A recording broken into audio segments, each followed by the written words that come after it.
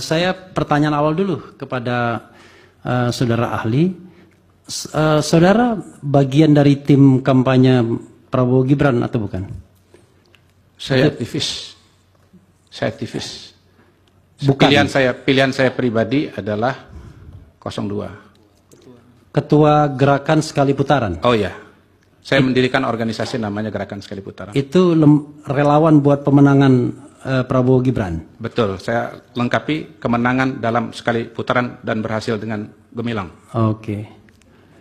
Tetapi silakan agak berbeda sama Hasan Nasbi. Saya bertanya, tapi pertanyaan ini pertanyaan yang memang saya ambil dari aspirasi, aspirasi yang saya pahami. Pertama, tadi Anda mengungkap Indobarometer, ya, itu kan perusahaan saudara, ya, perusahaan itu, ya. Perusahaan, bukan LSM, kan?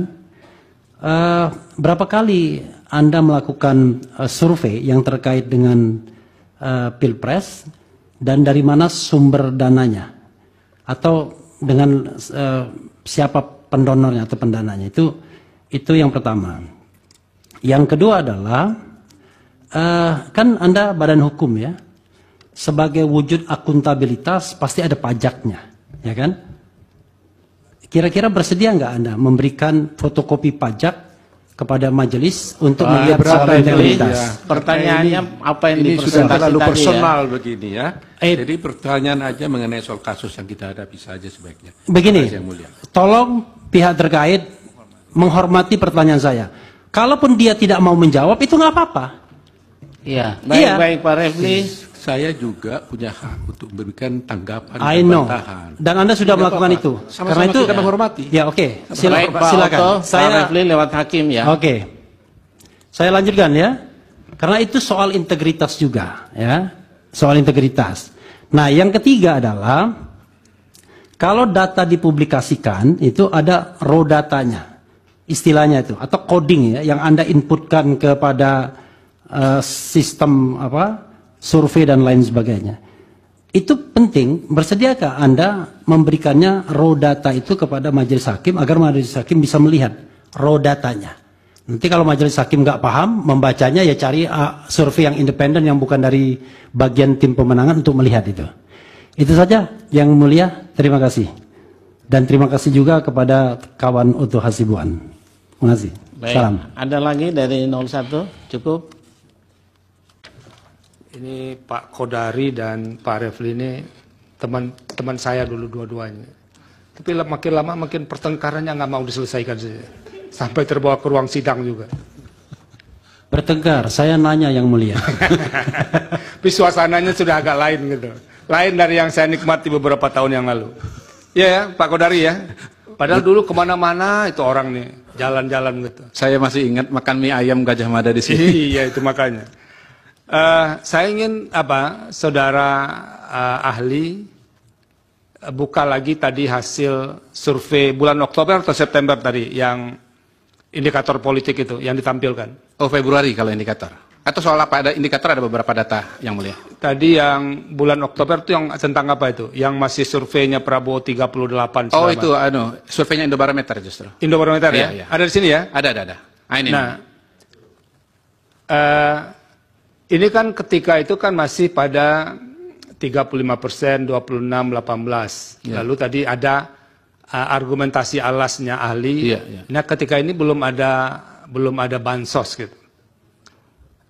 Dan belum ada faktor Gibran kalau nggak salah ketika itu. Saya tidak mengatakan bahwa tidak ada faktor bansos. Tadi disebutkan ketika ini belum ada bansos tadi disebutkan. Enggak. Itu. Nanti bisa dicek dari salahnya. Ya. Tapi terlepas dari itu, bisa nggak saudara ahli memberikan kepada kita gambaran?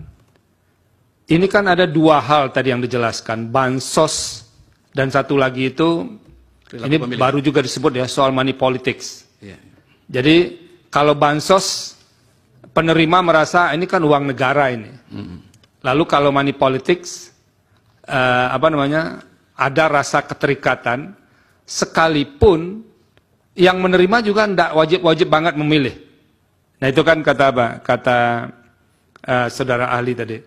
Saya masih ingat apa yang disebut oleh Burhanuddin Muhtadi, ya, bahwa money politics itu sebetulnya mempengaruhi orang sekitar sekian 20 berapa persen lah, kemungkinan kecil ya, nggak sampai angka yang signifikan kalau dipinjam yang pendapat ahli yang pertama. Ada nggak hasil survei terbaru saudara ahli dari dari indikator politik ya? Indobarometer. Indobarometer, ini Indobarometer. Kira-kira survei yang minta penjelasan, kira-kira kalau ada serangan Fajar itu seberapa besar sih pengaruhnya terhadap keterpilihan? Ada nggak survei itu dilakukan? Sebab ini kan para lembaga survei kan mulai terdorong juga ke satu titik isu bansos ya, karena isu itu memang besar. Lalu itu yang kemudian muncul.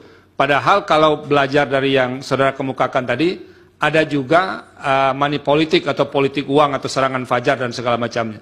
Ada survei enggak dari lembaga saudara yang berkait dengan ini? Pak Kodari. Itu satu. Yang kedua, ada survei juga enggak yang bisa membantu kita? Itu kalau di negara lain, ini bukan cerita negara lain, ini bicara Indonesia saja. Itu kontribusi calon presiden, calon wakil presiden terhadap persentase yang diraih oleh pasangan calon itu. Jadi ini kan dua nih, Anies dengan Muhaimin, Ganjar dengan Mahfud, kemudian Prabowo dengan Gibran. Ada nggak hasil penelitian yang bisa menjelaskan kontribusi masing-masing individu terhadap pasangannya?